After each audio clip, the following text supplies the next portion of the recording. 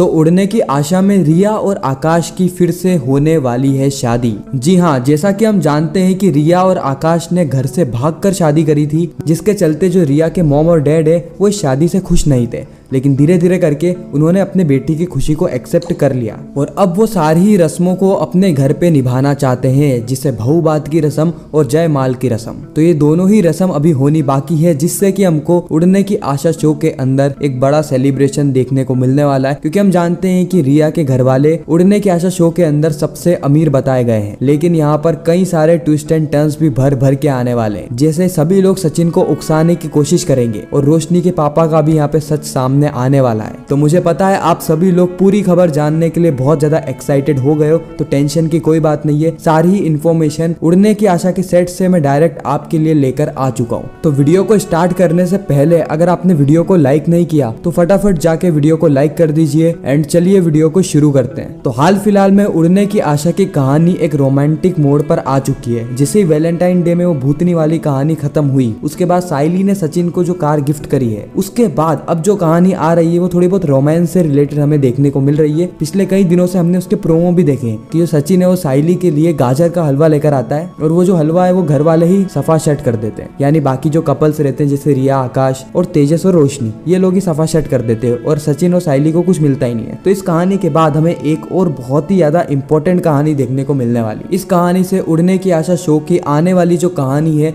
आने वाली 3 से 4 महीने की कहानी, उसका बेस बनाया जाएगा। और जो रोशनी का सच है वो भी बहुत जल्द सबके सामने आने वाला है। अब रोशनी इन सारी चीजों से डील कैसे करती है, आइए उसे जान लेते हैं। अब जो रिया के घर वाले हैं वो बार बार रिया पे प्रेशर बनाएंगे कि देखो रिया, तुमने बिना हमारी इजाजत के शादी तो कर ली, लेकिन अभी भी उसकी रस्में होने बाकी है। हम हमारे परिवार वालों को भी तो बुलाना चाहते हैं, उनको भी तो तुम्हारी शादी के बारे में बताना चाहते हैं। पहले तो जो रिया है वो थोड़ा सा ऑकवर्ड फील करेगी, लेकिन उसके बाद हम देखेंगे कि रिया इसके लिए मान जाती है। उसके बाद जो रिया के घर वाले हैं वो रेणुका और परेश से भी बात करते हैं, तो इनको भी कोई दिक्कत नहीं होती। अगर आपकी कोई रस्म बाकी है तो आप उसे पूरा कर सकते हो, ये आपका हक बनता है, ऐसा परेश कहने वाला है। और उसके बाद हम देखेंगे कि रिया के घर वाले धूमधाम से यहाँ पे सेलिब्रेशन करने वाले हैं और आकाश और रिया की फिर से शादी होगी। लेकिन यहीं पर ही जो रेणुका है वो बीच में आग लगाने वाली है और यहाँ पे सचिन के ऊपर भी बहुत ज्यादा नजर रहेगी। अब रेणुका क्या आग लगाएगी, सचिन के ऊपर क्यों नजर रहने वाली है, ये भी जान लेते हैं। आकाश, रिया, रोशनी और तेजस, इन चारों की ही शादी जो हुई थी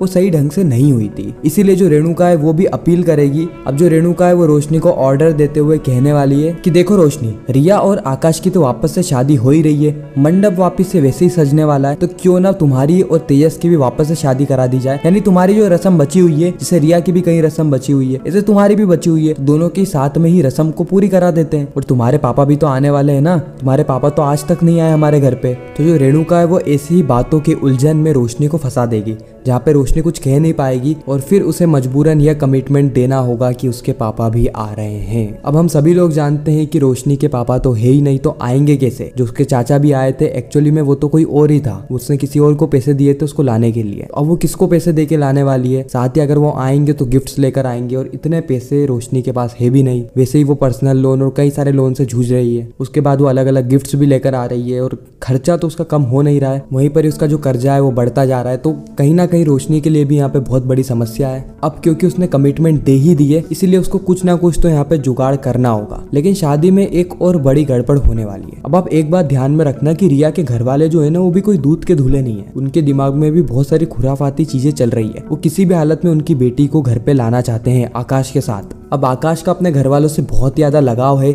जिसके चलते वो कभी भी घर जमाई बन के नहीं रहेगा और जब तक वह घर पे नहीं आएगा तो रिया भी घर पे नहीं आएगी। इसीलिए कहीं ना कहीं रिया के जो माता पिता हैं वो कोई ना कोई सचिन के थ्रू एक ऐसी प्रॉब्लम क्रिएट करेंगे जिससे कि आकाश की बहुत ज्यादा बदनामी होगी और आकाश को मजबूरन जो घर है वो छोड़ के इनके घर पे जाना होगा। मतलब ऐसा वो प्रयास करेंगे, ऐसी कोशिश करेंगे, लेकिन वो सफल नहीं रहने वाले। और सचिन को टारगेट एक और इंसान कर रहा है और वो है रोशनी। रोशनी यह बात जानती है कि अगर सचिन यहाँ पे भड़क जाता है तो उसके बाद रोशनी के पास एक ऑप्शन बचेगा, एक रास्ता निकल जाएगा कि वो कैसे ना कैसे करके अपने जो पापा का सच है वो किसी को ना बताए। एक बार पार्टी स्पॉइल हो गई उसके बाद तो रोशनी कुछ भी कर सकती है। रोशनी कह सकती है कि मेरे पापा आए थे लेकिन आप सभी लोग इसमें व्यस्त थे, सचिन ने इतना तमाशा कर दिया जिसके चलते वो चले गए बिना किसी से मिले, बहुत ज्यादा गुस्सा हो गए थे। तो ऐसा करके वो कुछ भी बहाना बना सकती है। इसीलिए रिया के घर की साइड और रोशनी के घर की साइड से सचिन के ऊपर कड़ी नजरें रहने वाली है। ये दोनों ही लोग बहुत ज्यादा कोशिश करेंगे सचिन को भड़काने की, उकसाने की, जिससे कि सचिन एक बड़ा कदम उठा ले। वाले। तो यही कहानी है जो कि हमें उड़ने की आशा के आने वाले एपिसोड्स में देखने को मिलने वाली है। आप कितना ज्यादा एक्साइटेड है आने वाले एपिसोड्स को लेकर कमेंट सेक्शन में जरूर बताना। आपको यह वीडियो कैसी लगी वह भी कमेंट करना। अगर वीडियो अच्छी लगी हो तो वीडियो को लाइक करके चैनल को सब्सक्राइब करके ज्यादा से ज्यादा लोगों को ये वीडियो शेयर करना ताकि हमारी फिर से मुलाकात हो।